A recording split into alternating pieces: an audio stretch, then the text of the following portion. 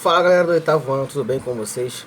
Bom galera, hoje a nossa aula é sobre o capítulo 25, ele fala sobre África, seus aspectos físicos e naturais. Aulas sobre África é muito legal, tá bom? Então o primeiro ponto que nós temos aqui para falar sobre a diversidade natural da África. Deixa eu ajeitar aqui o celular, ó. Viu? Tava caindo. Mas tudo certo agora. Primeiro ponto, o continente africano é o terceiro maior do mundo em área, tá? Ele perde para a Ásia e para a América, tá bom? O outro que nós temos aqui, a África possui densas florestas, até algumas similares à nossa floresta amazônica, grandes rios e lagos, também similares ao nosso rio Amazonas também, né? Depressões e vulcões, coisa que nós não temos, tá? E nela se encontra o maior deserto do mundo, que é o Saara, cuja área é superior ao Brasil. Sim, galera. O deserto do Saara é maior do que o quinto maior país do mundo. Ossada, né? Imagina, o deserto do Saara ele passa por vários países ali do norte da África. Bom, dos desertos às grandes florestas. Vamos falar sobre o clima e vegetação africana. Beleza? Lembrando que a África não é um país, é um continente, tá? A África do Sul, que é um país, mas mora na África. Acho que a África é um país, não é? Tá bom? Bom, a África está quase inteiramente localizada na parte, na zona intertropical do planeta, ou seja, na zona ali entre os trópicos, tá bom? E em menores proporções nas zonas temperadas, ou seja, uma partezinha na zona temperada do norte e uma partezinha na zona temperada do sul, mas a grande maioria está aí na zona tropical. O continente apresenta três climas básicos, o equatorial, o tropical e o desértico, tá bom? Respectivamente acompanhado por densas florestas, savanas e desertos. As florestas do clima equatorial, que é um clima onde é muito abundante o calor e a pluviosidade, ou seja, as chuvas, tá? E favorece o crescimento das árvores. E o tropical, que no caso dá origem às savanas, que no nosso caso é o cerrado, tá bom? Vegetação de arbustos, gramas, tá? Mais árvores espalhadas, igual no Rei Leão. E o deserto do Saara, beleza? Bom, vamos lá. Pronto, estamos aqui. O domínio climático equatorial predomina na África Central, onde se encontra uma densa floresta, que é a chamada floresta do Congo, semelhante à floresta amazônica. Então, na mesma faixa ali, que a floresta amazônica também fica na linha, perto dali, na linha do Equador, entendeu? Lá na África nós temos também uma vegetação extremamente parecida, que é no caso a floresta do Congo, tá bom? Bom, o outro aqui, domínio climático tropical. Ocupa cerca de 50% do território africano e é onde se encontram as savanas, como eu já expliquei ali em cima, muito parecido com o nosso cerrado que nós temos no centro-oeste. E o domínio climático desértico, tá? Pode ser encontrado no norte e no sul do continente. No norte está o deserto do Saara, que é o principal, e no sul temos o Kalahari e o deserto da Namíbia, também são desertos famosos. Bom, explicando aqui, a parte do deserto do Saara, isso aqui é muito importante, tá? Isso aqui é muito legal você entender isso aqui, o porquê da existência do deserto do Saara, tá aqui, ó. A aridez dessas áreas estão associadas, né, à localização geográfica. Primeiro, em áreas próximas ao trópico de Câncer e Capricórnio, ou seja, estão próximos do trópico. Dessa forma, constituem áreas de repulsão de ventos alísios. Gente, olha só. Existe a área de alta pressão, baixa pressão, baixa pressão, assim que funciona o planeta Terra. Então, ó, lá na zona polar, nas zonas polares, são zonas de alta pressão. O frio é alta pressão. Eles mandam para o meio, vai jogando ali para o meio da Terra. Lá no centro da Terra, ali no Equador, é a área de baixa pressão. E nessa área de baixa pressão, elas mandam o vento. O que acontece ali nos trópicos, tá? Tem um celular tocando aqui atrás. O que acontece nos trópicos? Eles não são nem tão frios quanto os polos, nem tão quentes quanto a linha do Equador. E aí o vento que bate nele volta. E aí essas áreas são justamente como as zonas polares, né? É como se elas fossem frias, porque elas mandam vento, são áreas de alta pressão e elas acabam expulsando os ventos e com isso a umidade também vai junto. Então a zona tropical ela envia vento para a zona equatorial que está mais acima. Então aqui, ó, tem um trópico aqui, tem um trópico aqui, para ficar mais simples, tá? Essas duas áreas aqui, os dois trópicos, mandam vento para o meio.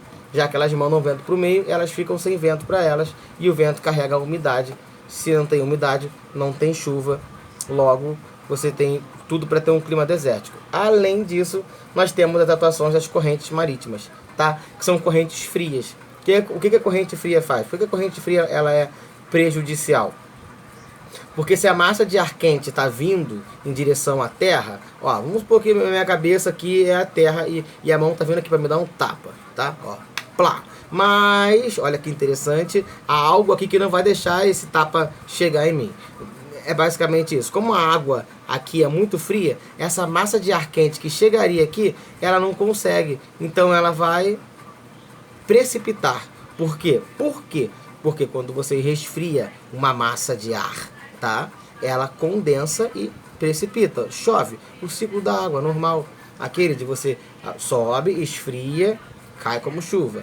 Esquenta, sobe como vapor, esfria, desce como água. É isso. Então, a água em forma de vapor quente vai resfriar por causa da água que está aqui embaixo. É como se minha mão fosse de ferro e aqui tivesse um ímã, tá? Então, antes da minha mão de ferro encostar aqui, o ímã puxaria ela. Então, ela nunca ou raramente ia encostar em mim.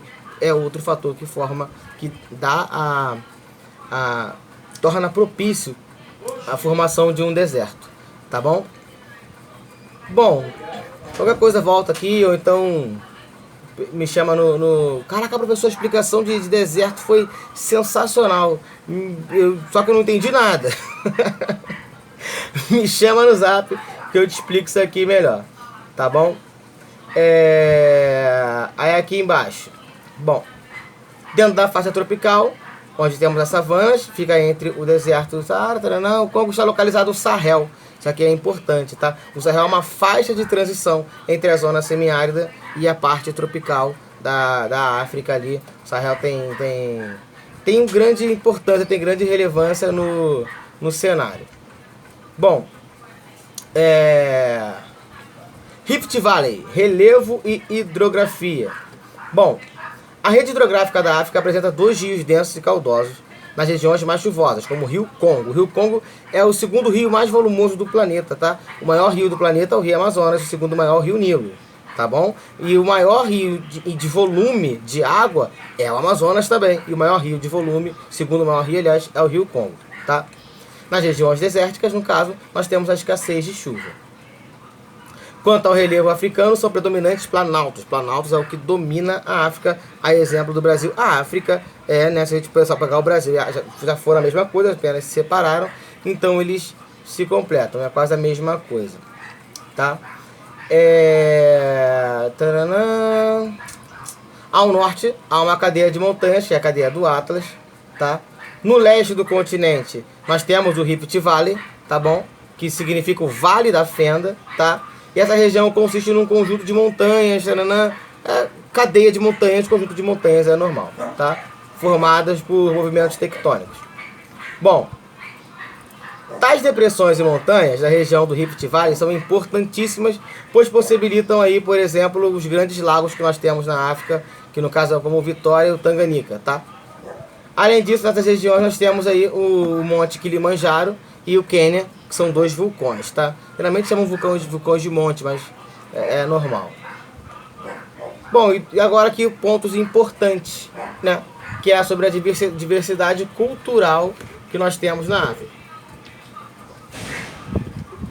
Bom, são mais de 800 grupos, além de 600 línguas, sem contar as herdadas dos europeus, porque eram muitas tribos e cada tribo tinha uma forma diferente de linguística, assim como era aqui no Brasil, que tinha os tupis, os guaranis e tudo mais, tá bom? Era diferente, por exemplo, dos incas e dos maias, né, que eram grandes grupos e tinham uma língua própria, tá? No caso da África era bem parecido até nesse ponto conosco, tinham essas características aí de falarem várias línguas diferentes. Bom, no continente é uma grande diversidade de religiões, tá bom? Destacam-se o islamismo, o cristianismo, e o animismo, do qual se originam o candomblé e a umbanda. Tá? O animismo, tá? Tem essa característica de acreditar nas coisas vivas da natureza. Então temos o deus do trovão, tem o deus da água, né? Tem o deus da mata e por aí vai. Bom, diversidade cultural e regionalização da África. Pode-se trabalhar duas formas de regionalização do continente africano. Tem a localização geográfica, que tem a África setentrional, que significa norte, África oriental, leste, ocidental, oeste, central, né? E austral, que é a África ali, a parte do sul. E os aspectos culturais, isso aqui dá pano para manga, isso aqui vai ser a matéria da próxima aula, tá? Que é a África do Norte, também conhecida como África Islâmica, que compreende as nações que falam principalmente a língua árabe, tá? E praticam a religião islâmica. É chamada, se eu não me engano, é de Maghreb, tá? Porque significa a parte oeste do mundo islâmico, a outra parte fica no Oriente Médio. E nós temos a África subsaariana, ou seja, a África que está abaixo do deserto do Saara, é onde são encontradas as maiores desigualdades sociais, é a África negra, tá? A gente pode classificar dessa forma assim, tá bom? Então é basicamente isso. Qualquer coisa, chama pra gente poder tirar essa dúvida aqui. Essa aula aqui, quando a gente fala de África subsaariana e África islâmica, é bem importante. Do mais, é só informação. É mais a parte informativa aqui de algumas coisas que a gente realmente grava um pouquinho para fazer uma provinha, né? Para saber qual é a cadeia de montanha, a cadeia do Atlas, né? O que é o Rift Valley, vou falar do Lago Vitória, falar do Floresta do Congo e tudo mais. São essas coisas, tá bom? Então é isso, galera. Fique com Deus. Até a próxima. Valeu.